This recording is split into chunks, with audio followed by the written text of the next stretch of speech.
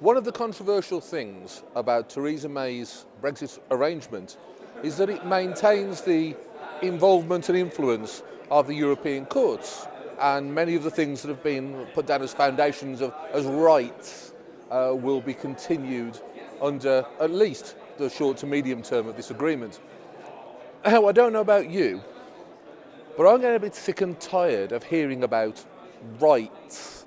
What about freedoms and responsibilities?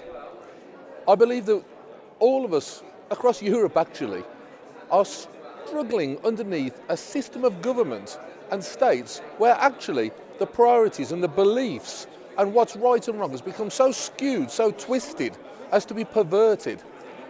We've seen the case, and I don't know how many of you may have seen this on your TV or media, of Sammy Woodhouse, a survivor, a victim of the Rotherham Muslim grooming gangs.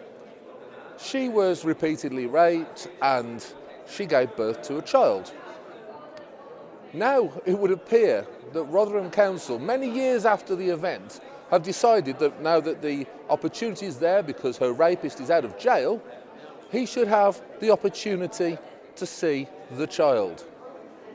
What the hell is going on when this woman's rights and the rights of her child are less important to these do-gooders than the rights of a man who perpetrated one of the most hideous and awful crimes imaginable?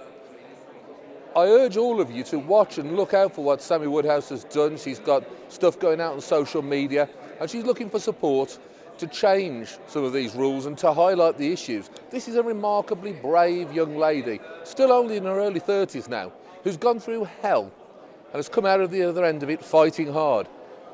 And it just highlights for me not just her individual case, which is serious enough in itself, but what kind of world do we live in where rights outweigh right and wrong, where people hide behind rights instead of personal responsibility and the responsibility for freedom. The time is drawing close with all of the chaos that all of Europe, and particularly the UK, are going through at the moment, where people are losing faith in their governments and their systems. People are craving a government of the people, for the people, by the people, that respects the people's wishes and priorities. Out of all of the chaos going on around us now in this most confusing and desperate in some ways of times, I hope that that message starts to show through. And eventually in times to come, when we look back at this time, we say this was the turning point where we changed so much of the way we are governed. And we started to understand that right and wrong, responsibility and freedom are the main and most important things, not rights made up by some well-intentioned but out of touch bureaucracy somewhere. Let's hope, if nothing else comes from this strange and confusing time we live in, that change may well occur.